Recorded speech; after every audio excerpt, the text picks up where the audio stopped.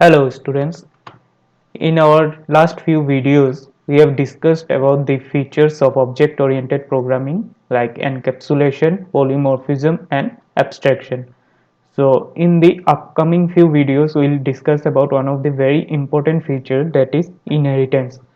Okay. So first thing is, what is inheritance?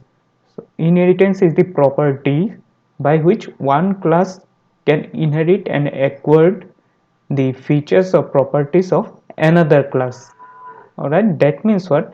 Say there is a class A where you have mentioned or included few data members and member functions. Okay, so again you want to include the same data members and member functions in another class, say class B or C. Right, so you want to include same data members or member functions in class B. So if you use the property of inheritance, we no need to write those data members or member functions again in the class B. Okay, by using the property of inheritance, I can directly inherit those data members or member functions from class A without mentioning them in class B.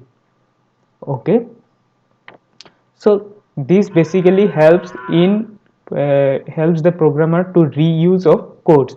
Means you say a member function, in within a function there can be a thousand lines of code that has been already written inside class A. Alright, same code if I want to write in class B, that means what? I am writing the same thing again. So it is like wasting of memory and time also, you can say, right? While processing, the time will be for the same thing, the time will be needed twice. So by using the property of inheritance, I will write the that function only once in the beginning class or the main class, and then I will reuse without typing it again. I will again call that function, you can say. All right, so it helps in reuse of code. Then there is, in inheritance there is two basic classes, that is superclass and subclass, or you can say base class and derived class. So what is superclass or base class? The class from which properties are inherited by another class is known as superclass, or you can say base class. Okay, that means what? The class जिस class से तुम properties को inherit करोगे. Okay, means the you can say the main class. Right, the main class जिससे तुम properties को inherit करोगे उसको क्या कहलाएगा? सुपर क्लास और base class. Right, and the class which will inherit the properties is called the subclass or derived class. मतलब जो क्लास जो मेन क्लास से प्रॉपर्टीज को लेगा उसे क्या कहेगा? सब क्लास या derive class. So super class या बेस क्लास किसे कहते हैं? जो जिससे प्रॉपर्टीज को लिया जाएगा, that will be the super class और बेस क्लास. एंड सब क्लास और derive class will be the class which will inherit the property. जो उस प्रॉपर्टीज को लेगा उसे सब क्लास या derived class कहते हैं. So very simple example, say your father has a piece of land. Okay, तुम्हारा पापा के पास एक माटी है. जो क्या किया, what your father did is passed it on to you, means legally will बना के तुमको pass on कर दिया. अभी अभी कौन मालिक हो गया? You are the now the new owner of that land, right? So at the beginning, who was the owner? Father. So father brought the land and then passed it on to you. That means the father is the super class. You can say your father is the super class or base class, and you are the subclass or derived class, because you have inherited the land from your father. Your father has given the land to you, so the main person who bought the land is your father, and that's why he is the super class or base class, and you have got or inherited from your father. That's why you are the subclass or derived class. So here is an example.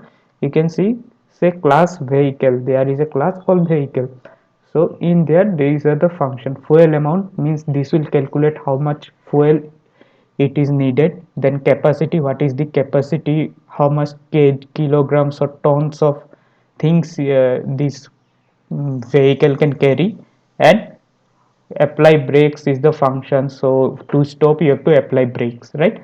Now these basic functions will be applicable for all types of vehicles, right? Bus, if I create a class bus where in that all types of bus will be included, then I create a class car where all types of cars will be included, then I create a class truck, all types of trucks will be included. But this, all these three classes will basically have these functions, right? ये तो रहेगा ही. That's why class vehicle you can say is the super class or base class, and class bus, class car and class truck is the derived class. Okay, because these will derive these properties. These properties are mainly in the class vehicle, but they will directly derive from this class vehicle, right? So these are the derived class and class vehicle is the base class. All right, so this is a program example, very short example. Let's see. Sorry. So I have created a class parent. Okay, inside that I have included a data member named par. All right, whose whose data type is int. Okay, and access specifier is public. So as we know, if public access specifier I can use anywhere in the program, right? All right, let's move. So now I have created a base class. So this is the syntax how to create a derived class. Okay, not base class, derived class. This is a syntax how to create a derived class or subclass. So what is the syntax? You will write class, then the class name, that means I am creating a class. Now when I have to show that it is derived from some other class, I have to give colon. Okay, in between I have to give colon, and after that I will write the name of the class. Okay, from which I will derive. So I will derive from where? Parent, the class name parent, that is this class, right? What is this? This is not access specifier. This is for class. When you write against the class, it is called as visibility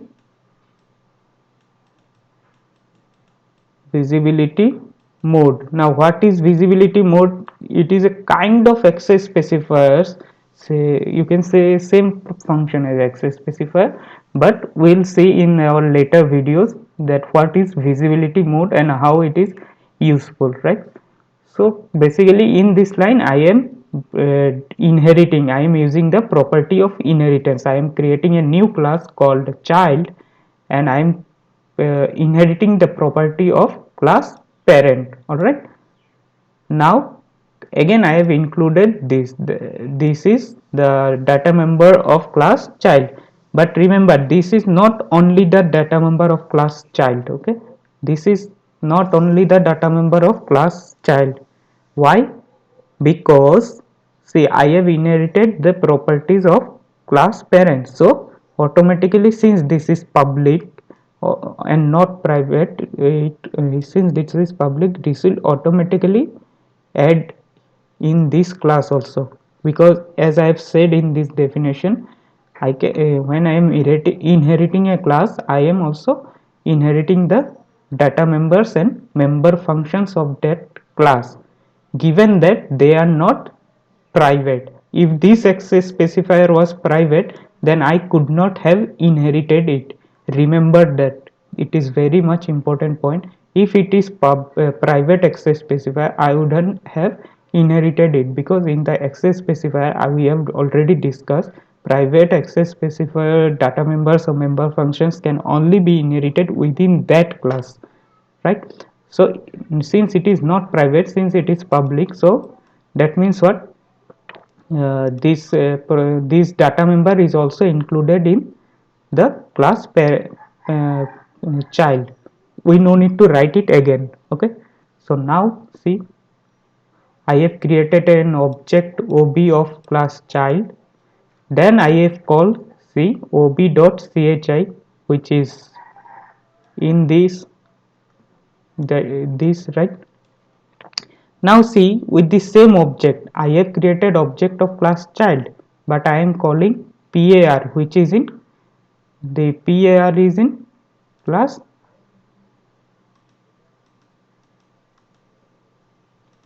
So this par is in which class? In parent, but I am calling it by the object of class child, right. So how we are calling? Because of inheritance, because I have inherited the data members of class parent to class child. So this is automatically in here, we no need to write it again, right. So we can accessing par, which is basically in class parent, by the object of child because of inheritance, right. So then simply we have given the values and then we have print out the values. All right, so I hope you have got this example. It is a very easy example if you have understood what is access specifier and what is inheritance that I have discussed now, then it is a very easy example. All right, next we'll see what are the types of inheritance in C++. So basically there are five types of inheritance, that is single inheritance, multiple inheritance, hierarchical inheritance, multi-level inheritance and hybrid inheritance. So basically for the course of high secondary second year Assam Council, we no need to learn all this, we will only see the example of single inheritance. Okay, still let's see what are these, because definitions may come one line definitions, so we'll see that. So in single inheritance, it is called the very basic inheritance that we have seen in this example. The example that we have seen already, that is a example of single inheritance. Okay, so in single inheritance there will be one superclass or one base class, and from that base class one uh, class will be inherited, right. So this is the basic simple inheritance, single inheritance, sorry. Then multiple inheritance. In multiple inheritance what happens is, one this C is the base class, sorry, C is the derived class. So this single class is derived from not only one base class but two base classes. Okay, there, so this derived class, so any if a class is derived from two base classes, then if a class is derived from two base classes, then it is called multiple inheritance. Two or more than two, if there is another say x from this also, if C is derived properties from this also, then it is multiple inheritance. So in this what is happening is basically that C is inheriting the properties of A also and B also. So both classes properties are inherited by C in multiple inheritance, right. Then let's see the next one, that is hierarchical inheritance. In hierarchical inheritance is, you can from the diagram now I think you can guess is what happening, that from a single class these three class are inherited, means B, class B, class C and class D is inheriting the same properties of class A, right. So class B, class C and class D are inheriting the same properties of class A. Okay, next is multi-level inheritance. In multi-level inheritance is what is happening is, by I think by diagram it is very easy to understand that B is inheriting the properties of A and then C is inheriting the properties of B, right. B is inheriting the properties of A and C is inheriting the properties of B. It is, you can say, as I have given the example in the beginning, the land example of father. This is, you can say, generation wise it goes on, that your father will pass on the land to you, then you will pass on the land to your son or daughter. So that is multi-level inheritance. So in multi-level inheritance there are some tricky question may come, or a tricky point is there, is that this is the base class, right? And you can say this is the derived class, right? But is this the derived class always? No, because if I, when I will consider a and, wait a second, when I consider a and b, then only a is the base class and b is the derived class, right? But if I consider, if I consider b and c, what happens? Is b the derived class? No. When I consider b and c, b is the base class and c is the derived class, right? C is the derived class, right?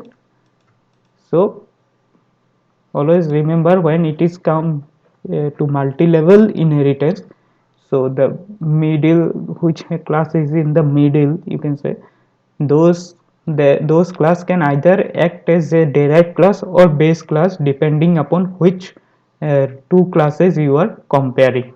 All right.